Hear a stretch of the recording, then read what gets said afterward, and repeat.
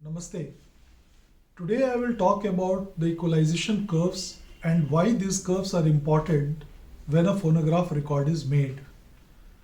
तो आपको ये जान के बड़ा आश्चर्य होगा कि जब भी रिकॉर्डिंग की जाती है किसी रिकॉर्ड की, जब रिकॉर्ड उसका बनता है तो उसकी आवाज़ को जानबूझ करके हमें डिस्टॉर्ट करना पड़ता है so that the recording can be accommodated in the limited space.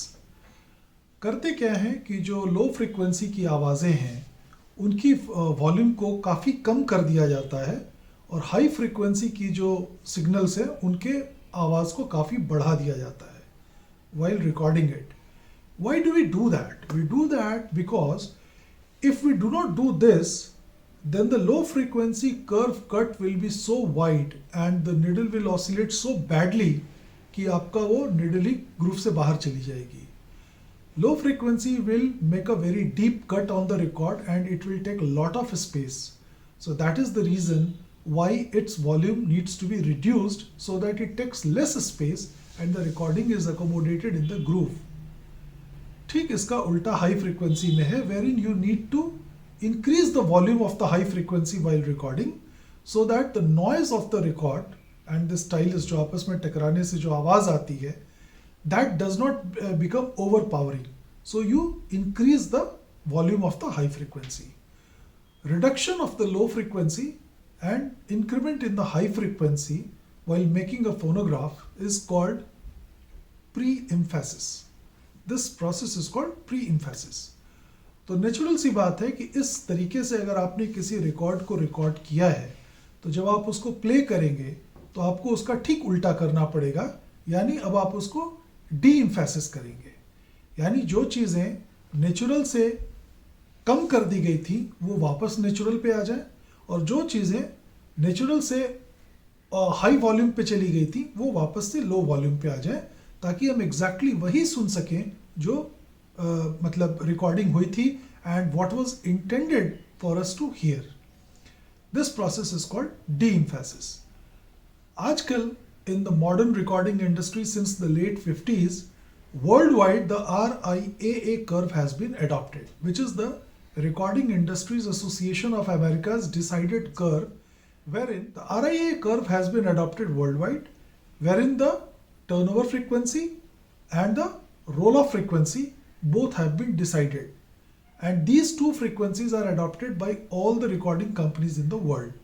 So that whenever you play that record on any equipment equipped with RIA equalization, you will get the right sound and the right volume levels. लेकिन जब RIA curve नहीं था तो उसके पहले कैसे recording होती थी? उसके पहले की रिकॉर्डिंग में रिकॉर्डिंग इंजीनियर के ऊपर ये काम होता था कि वो डिसाइड करे कि वो अपनी टर्नओवर फ्रीक्वेंसी बेस साइड के लिए, लो फ्रीक्वेंसी के लिए क्या रखना चाहता है और roll off frequency high frequency के लिए कितनी रखना चाहता है. तो हर रिकॉर्डिंग इंजीनियर का अपना एक अलग सोचने का तरीका था, उनकी एक अलग मैथमेटिक्स थी और जिसके आधार पे वो रिकॉर्ड्स बनाते थे और रिकॉर्डिंग करते थे.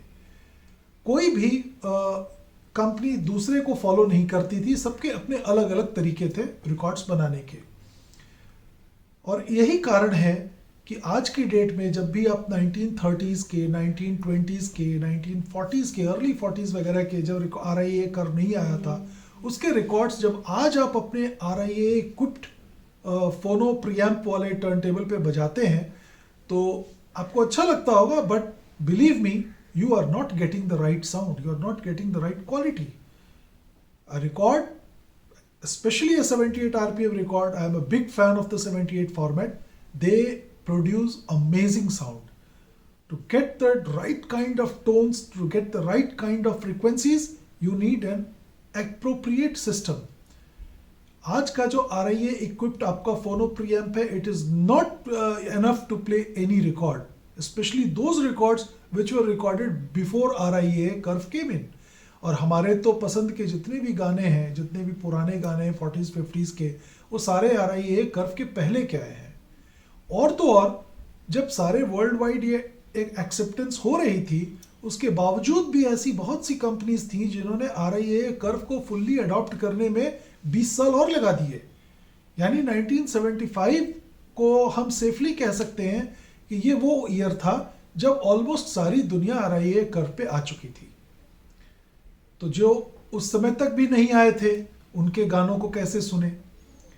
तो इस समस्या को दूर करने के लिए सबसे पहले तो हम ये जाने कि उस समय के रिकॉर्डिंग लेवल्स कौन कौन से थे। तो जब आप उन रिकॉर्डिंग लेवल्स के नाम जानेंगे तो आप कितने आश्चर्य में पड़ जाएंगे कि कितनी रिकॉर्डिंग्स है जो कोलंबिया के पास हैं, कुछ हैं जो अमेरिकन रिकॉर्डिंग सोसाइटी के पास है, कुछ ब्रिटिश पार्लोफोन के पास हैं, यूरोपियन 78 हैं, वेस्टर्न इलेक्ट्रिक था, टेलीफंकन था, दुनिया भर के रिकॉर्डिंग पे कंपनीज थी और सबके अपने अपने रिकॉर्डिंग के आर्टिस्ट थे, सबके अपने अपने गाने थे। अगर आपको आज की डेट में इन सारी रिकॉर्डिंग्स के ओरिजिनल रिकॉर्ड 78 मिल भी जाएं तो आप उनको ठीक से प्ले अगर ना कर पाएं तो फिर उनका मिलना व्यर्थ है।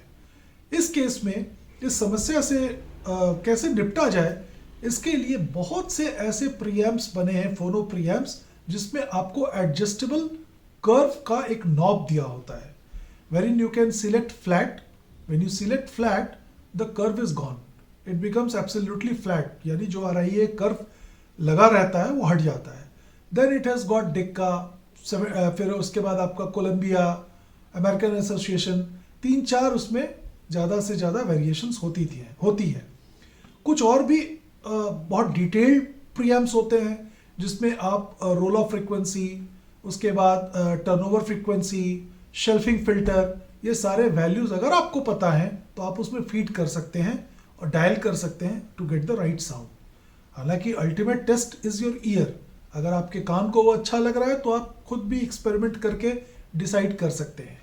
हर 78 रिकॉर्ड के रन आउट एरिया में जहां रिकॉर्ड की रिकॉर्डिंग खत्म होती है, आप देखेंगे एक सिंबल होता है।